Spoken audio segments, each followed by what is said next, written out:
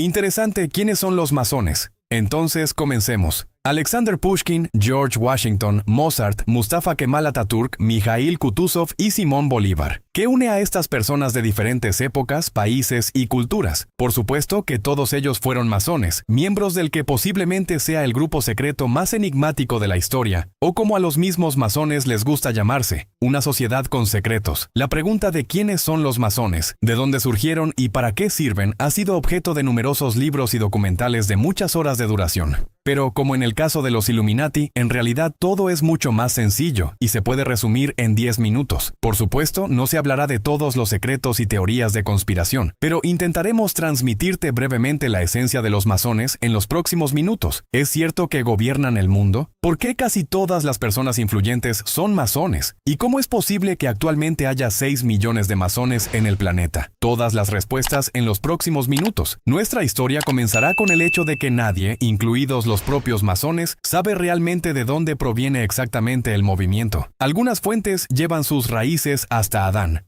Otras, un poco más modestas, señalan a los trabajadores que construyeron el Templo de Salomón. Pero los que se han sumergido de lleno en documentos históricos confiables dicen lo siguiente. Los masones son seguidores de las guildas de constructores que erigieron edificaciones góticas y otras construcciones en la Europa medieval. El primer registro documental de la existencia de una organización de constructores data del año 643, y fue en Alemania. Sin embargo, las guildas y reuniones aparecían en todo el continente. ¿Por qué? Porque se estaban construyendo monumentales estructuras durante no solo años o décadas, sino a veces incluso siglos. Pónganse en el lugar de un trabajador de entonces. La construcción comenzó mucho antes de su llegada. Y lo más probable es que, incluso trabajando en ella toda su vida laboral, nunca vería el resultado final. ¿Qué tipo de pensamientos se te ocurrirían? Por supuesto, tanto filosóficos como relacionados con el mundo. ¿Y cómo hemos llegado a esto? Hoy en día caemos en reflexiones similares debido a las imperfecciones del mundo, pero imaginen lo que pensaban aquellos trabajadores en ese entonces. Naturalmente, al contemplar las monumentales edificaciones en las que trabajaban durante años, se volvían más que solo amigos y lógicamente formaban grupos, organizaban reuniones y discutían temas de interés común. Por supuesto, para proteger la intimidad de sus conversaciones, con el tiempo los constructores idearon criterios para ingresar a su pequeño gremio, así como diversas reglas para elegir los lugares de reunión y otras cosas. En ese momento no había ninguna mística involucrada.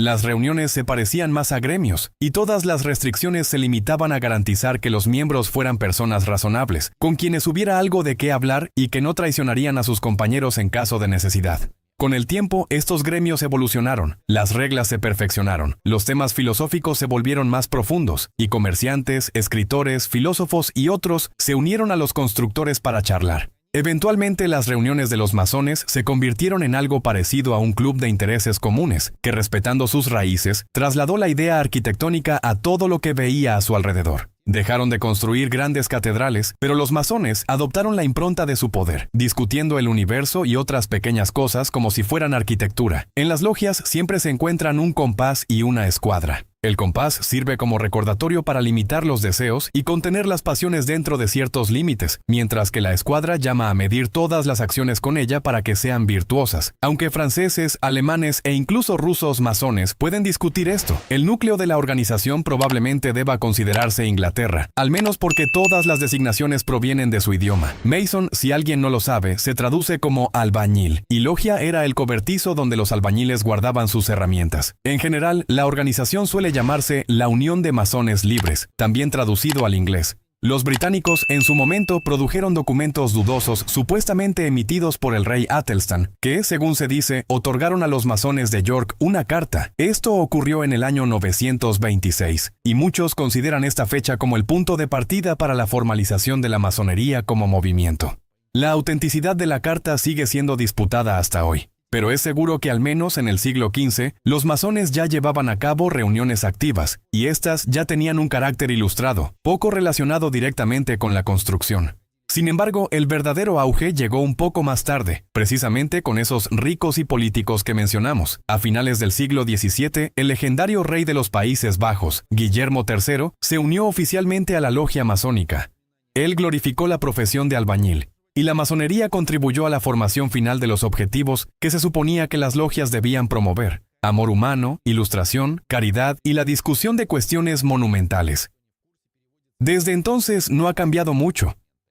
Como dicen los masones en entrevistas, la logia es al mismo tiempo un club masculino, una institución educativa donde se pueden discutir temas interesantes con personas inteligentes, y un círculo de intereses, en resumen, un grupo cerrado para aquellos que intentan comprender el universo y los planes del gran arquitecto. Un poco más tarde, en 1717, se fundó la primera gran logia en Londres. Esta bendecía las logias menores, sancionaba la apertura de nuevas logias y se contactaba con otras grandes logias que aparecieron posteriormente. A partir de ese momento, para ingresar y participar en las discusiones, no bastaba con simplemente querer hacerlo. Los masones desarrollaron todo un mecanismo de iniciación y una jerarquía interna. Para convertirse en masón se requería lo siguiente: primero, ser hombre, ya que en ese momento solo los hombres se consideraban libres.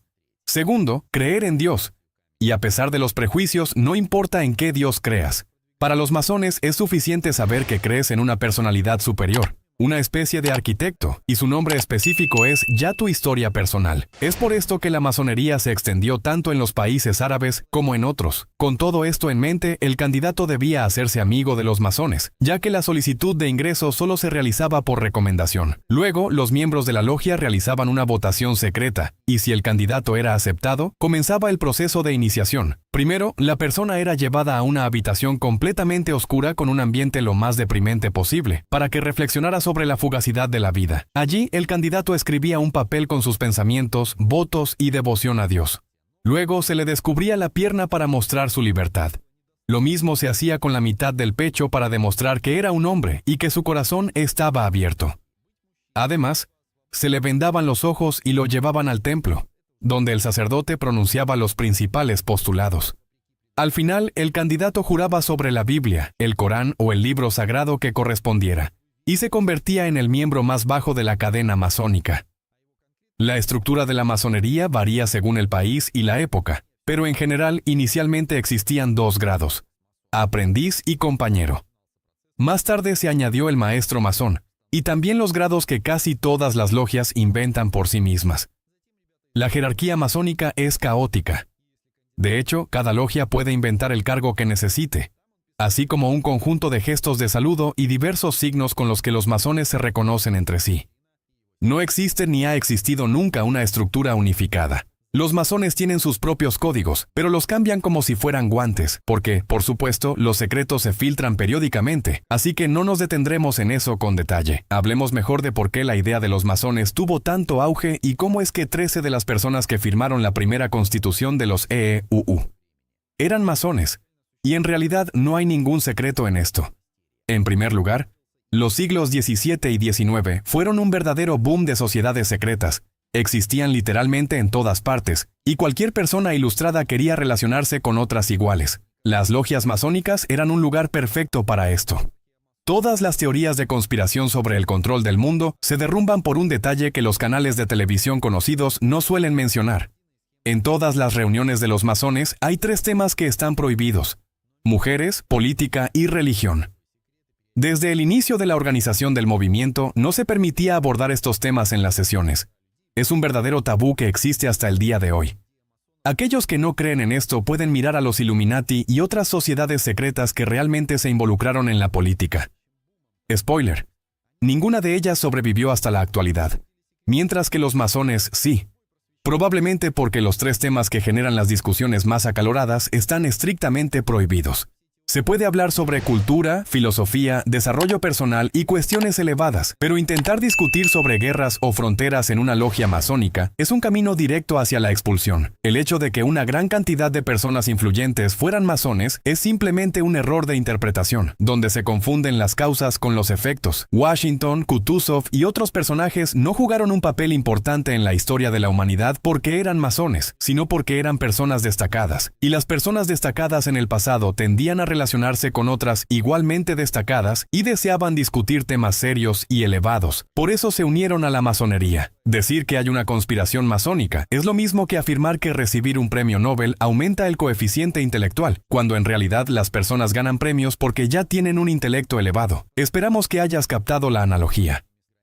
Aunque, por supuesto, las conexiones que los masones hacían en las logias a menudo les beneficiaban, pero esto, de nuevo, es una confusión entre causa y efecto. No acusamos a los científicos de hacer contactos entre ellos en conferencias científicas. Los masones y sus logias son organizaciones extremadamente heterogéneas y a veces radicalmente diferentes entre sí. En algunas logias aceptan a mujeres, en otras no. Algunas cuentan con la aprobación de grandes logias y otras no. Debido a la antigüedad de la organización y su propagación por todo el mundo, una gran cantidad de detalles sobre los masones varían de época en época y de país en país. Lo primero que hay que recordar es que no existe, ni nunca ha existido, un solo manual, instrucción o conjunto de reglas sobre los masones.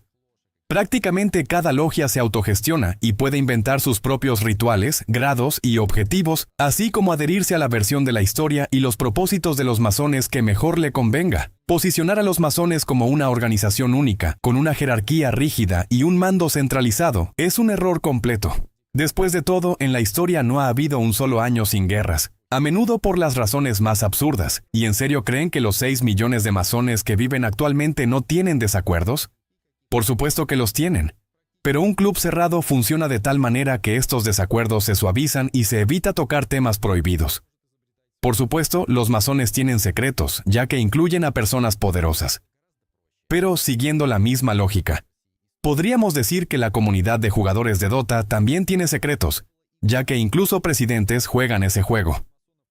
En resumen, la historia de los masones es interesante y fascinante, pero así es el mundo. A la gente le encanta inventar reptilianos y poner etiquetas a todo, cuando en realidad, las cosas suelen ser mucho más simples. Hasta la próxima, amigos.